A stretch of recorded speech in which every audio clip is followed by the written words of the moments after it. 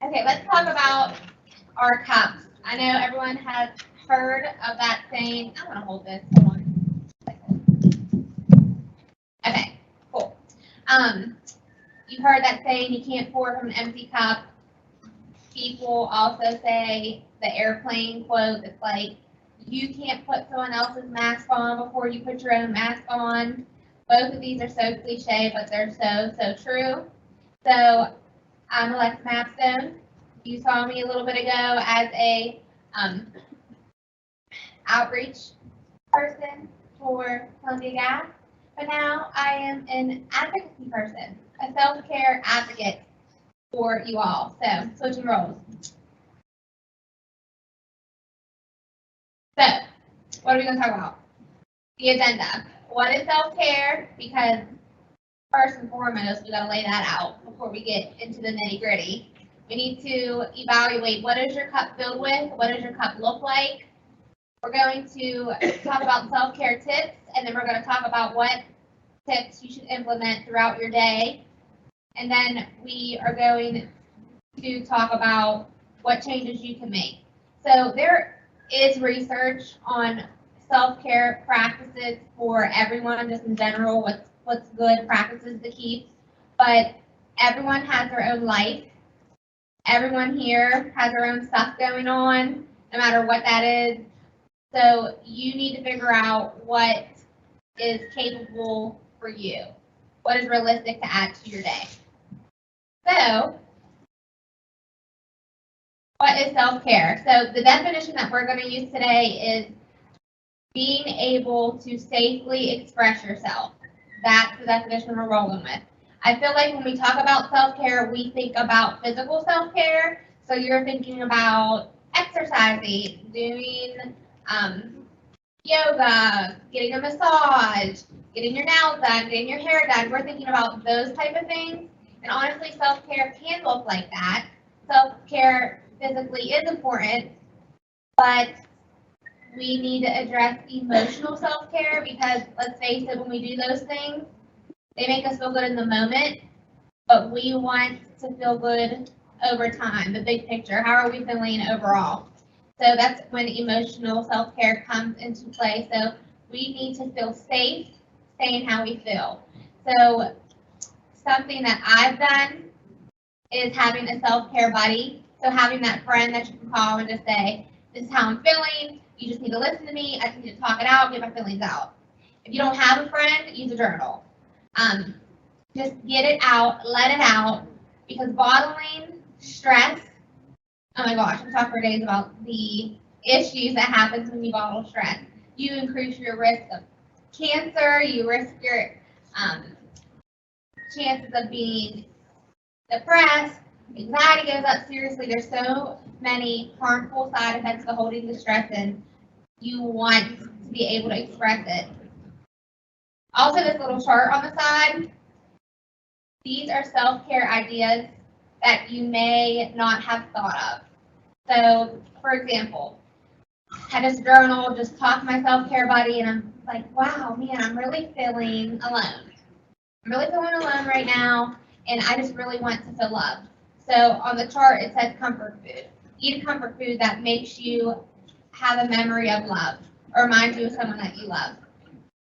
Say you are really sad, you just lost a bet, or I don't even know, a game or something. I'm trying to think of realistic things that would happen. You're sad, like, man, I just really need a pick me up. Maybe you should look up funny memes. Pretty practical. I mean, you pay for your cell phone bill, but it's free other than that. It doesn't have to be these luxurious, time-consuming practices. It can be really that simple. All right, so now everyone get out your piece of paper in your folder. If you want. I mean, you really should because it is a part of the practice, like the presentation, but you all are probably packing up. We are going to draw. I'm going to make you think before you head on the road. So, what does your cup look like? Here's some examples of what your cup may look like. Are you a broken glass? Are you an overflowing cup of coffee? Are you a wine glass? What are you? Draw what you are. What does your cup look like? In that cup, because we're gonna miss her. We need some paper towel. And then around it, in it, however you want to do this, write what's in your cup. So, how do you talk to yourself? What are your routines? What are feelings you have throughout the day? What feelings occur often? And do you even know? Because sometimes you don't know because you're on autopilot. That happens a lot too. And that's okay if you're there. If you're like, I don't even know how I feel on a typical day. So maybe that would be rushed. Give you a minute to do that.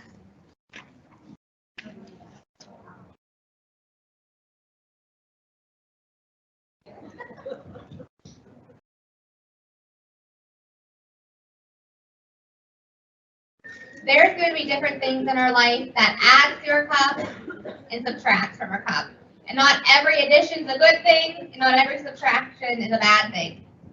So when you think about your day, when you have a meeting, and that meeting is exhausting. There's this person that just never stops talking. You're like, oh my gosh, this is draining me. You have a meeting at your schedule, but the draining of the person talking subtracted from your cup. You might have a coworker that says, hey, I see you're really busy. Let me take this task off your hands. That would subtract from what you have to do that day, but it would add to the time you have for yourself. So we are going to see how we can balance all these additions and subtractions because we can't avoid these things in life. We're going to have different situations, but we don't want to overflow, that's for sure, and we don't want to be empty either. So we want to see how we can best balance this. And I promise this is the last thing I'm going to make you write. So what does your current day look like? So we have your cup. We have what your cup's filled with. Now, what does your current day look like? What do you do the night before the day starts? What about your morning, your afternoon, your evening? You don't have to really get into detail or even write it down. Just think about what this looks like. Because now we're going to talk about what it's going to look like tomorrow after you implement these practices. So these are what your future days will be like. First, we're going to talk about how your day starts the night before. And the most important thing you need to do the night before is get some sleep. Some quality and quantity. Both are important here. So quality, lay off the caffeine, which I know is hard for me. After midday, don't drink wine or whatever alcoholic beverage if you're into that before you go to bed. It stimulates you, wakes you up. Don't work out right before you go to sleep either because this is waking you up. We really want you to get that quality of sleep, so please do or don't do those things. Also, quantity. You guys are going to laugh at this, I know it. So 7 to 9 hours of sleep is what you should be getting. I know. So anything under 5 is considered sleep deprivation. We want to avoid that. So I guess it could be 6 to 9. We could say 6 to 9 hours. But lower than 5, you are sleep deprivated, and that is not good. We're going to talk about that a little bit more. You want to avoid that. So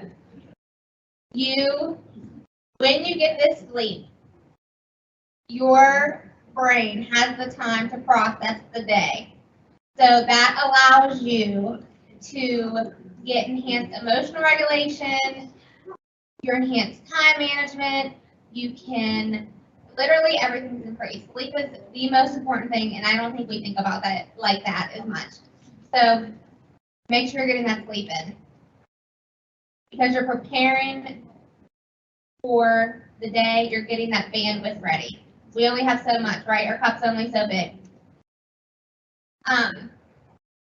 Also, prep for the day before. I feel like this is a tip I tell oldest times.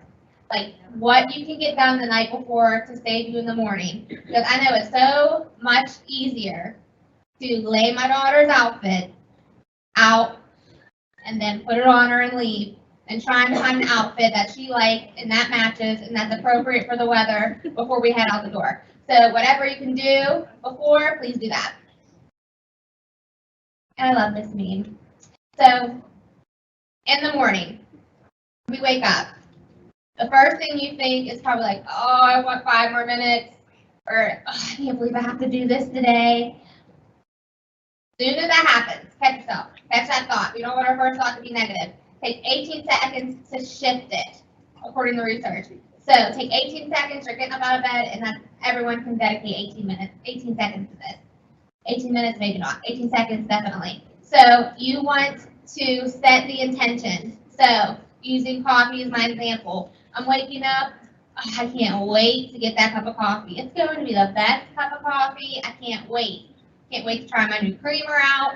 Think like that and breathe that thought in. Really commit to it. How you breathe sense in. How you take breaths to calm down during the day. Really commit to that intention. Take a breath in. Really commit to it. Stretch. This is something people talk about all the time. Wake yourself up. Get your body ready to move. Lastly, show love.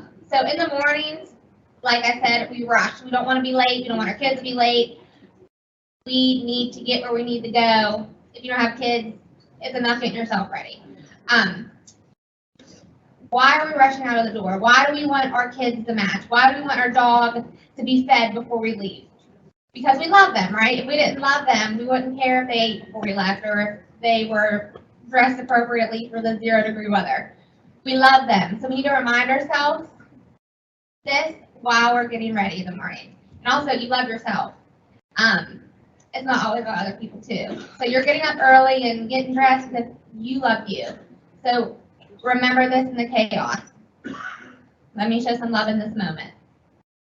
Also, do not hit the snooze. This is tough. Don't hit it. Do not hit that snooze because when you hit it, what happens is you get sleep inertia grogginess. So, like, what the heck is that? It is a temporary condition that lasts like 4 to 6 hours that discombobulates you. Your memory is jacked. You're like moving slow. You're confused. You want to avoid that, right? We want to prep our bandwidth. We want to prep our cup of coffee. Well, mine's a cup of coffee. I don't know what the cup looks like, but we want our cup to be ready for the day. If we hit that snooze and we go back to sleep, our body is preparing for another round of sleep. We don't want that. Also, when we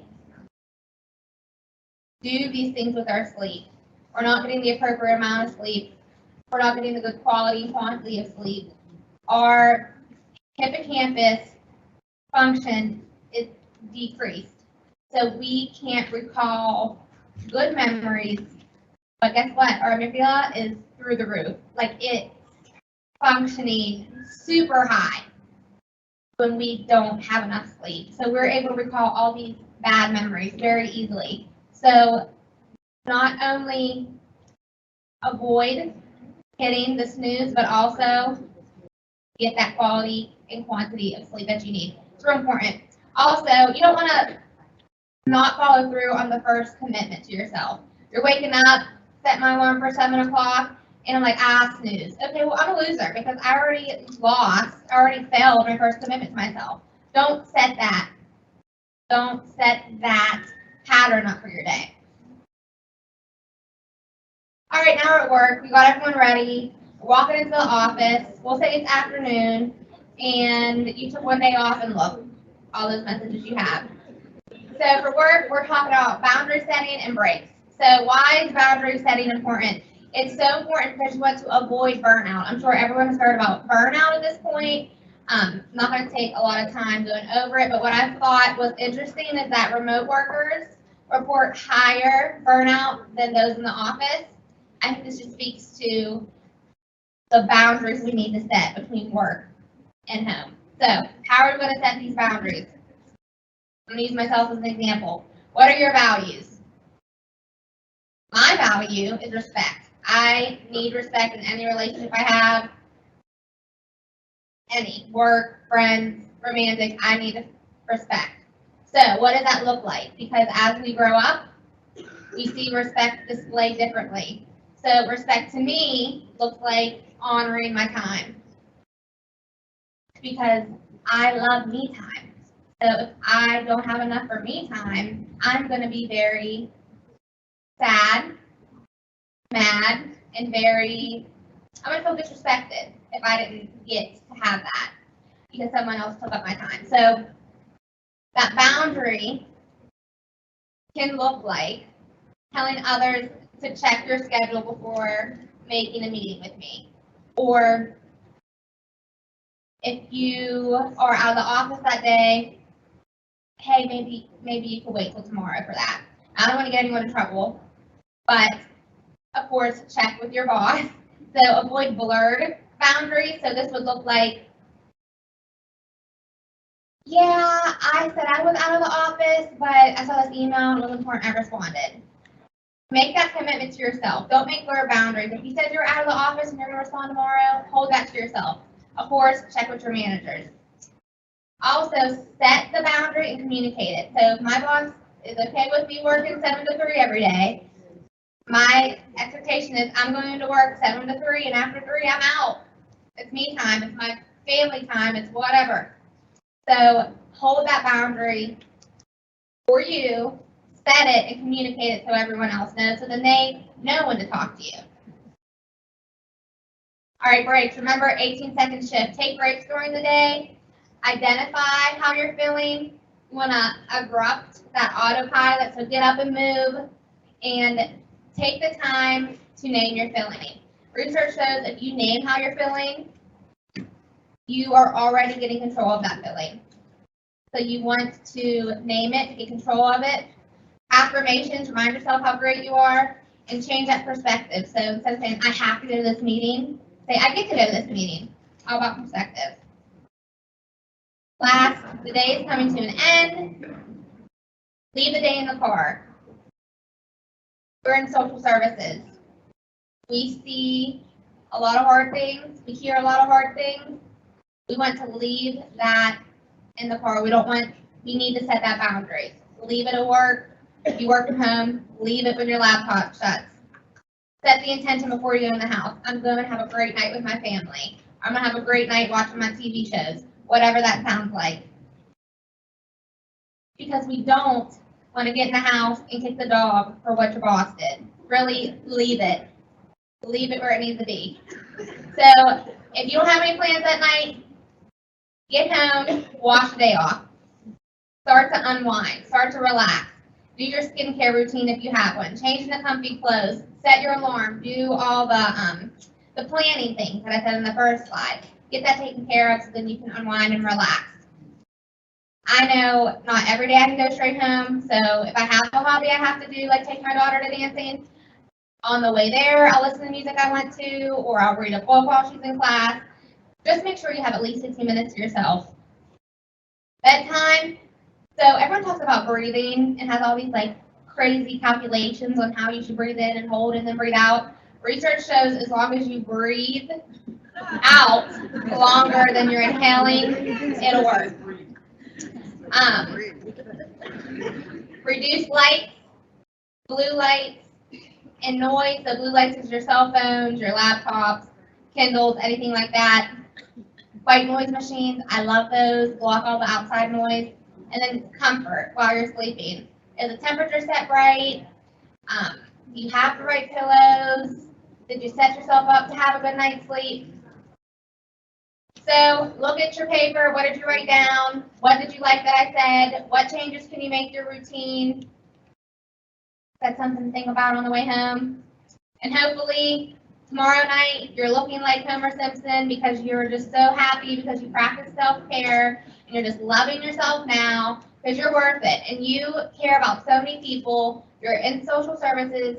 You literally care as your job. You deserve that care. Yourself deserves that care. So show yourself self-care. Thanks.